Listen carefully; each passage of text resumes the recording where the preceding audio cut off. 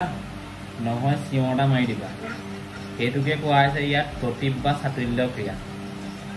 এটা উদাহৰণটো এনেকুৱাকে দিছো যাতে মনত থাকে আৰু গতিকে কিবা এটা বস্তু অকস্মাতে হৈ গ'লে তুমি যিটো ৰিয়েকশ্যন দিয়া সেইটো হৈ গৈছে তোমাৰ প্ৰতিপ বা চাতুল্য ক্ৰিয়া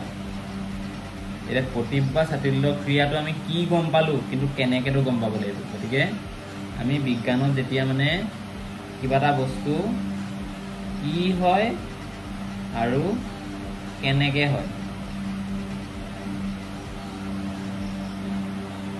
কিটো গম পাওঁ কি কিয় আৰু কেনেকে এইটো হৈ গ'ল বিজ্ঞান কিন্তু কোড বুলি কৈ দিলে হৈ যাব তোমাৰ হিষ্ট্ৰী